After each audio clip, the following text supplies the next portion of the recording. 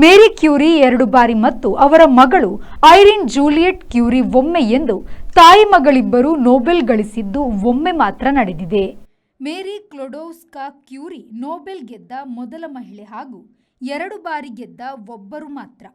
ಇವರು 1903ರಲ್ಲಿ ಮೆಡಿಸಿನ್ ಮತ್ತು 1911ರಲ್ಲಿ ರಸಾಯನಶಾಸ್ತ್ರದಲ್ಲಿ ನೊಬೆಲ್ ಗೆದ್ದಿದ್ದಾರೆ. ಇವರ ಮಗಳು ಐರಿನ್ ಕ್ಯೂರಿ 1935ರಲ್ಲಿ ರಸಾಯನಶಾಸ್ತ್ರದ ನೊಬೆಲ್ ವಿಜೇತೆ. 1901 2024ರ ನಡುವೆ 894 ಗಂಡು ಮಕ್ಕಳು, 66 ಹೆಣ್ಣು ಮಕ್ಕಳು, 27 ಸಂಸ್ಥೆಗಳು ನೊಬೆಲ್ ಹಿಡಿದಿದ್ದಾರೆ.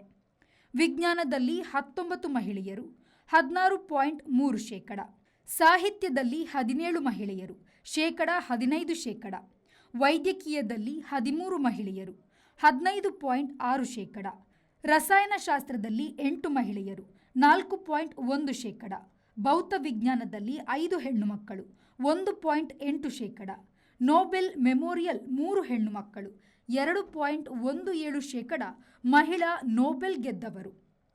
ಇಲ್ಲಿ ಶೇಕಡ ಎಂಬುದು ಆಯಾ ವಿಭಾಗದಲ್ಲಿ ಆಗಿರುತ್ತದೆ. ಗಂಡಸರ ಪಾರಮ್ಯ ಮುಂದುವರೆದಿದೆ. Bureau report, V4 news, Paris.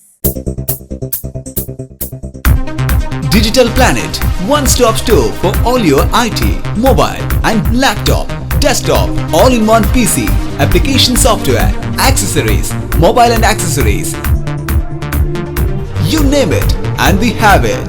We offer in-house sales and service for all your computer needs. Digital Planet, we offer the best rate on mobiles.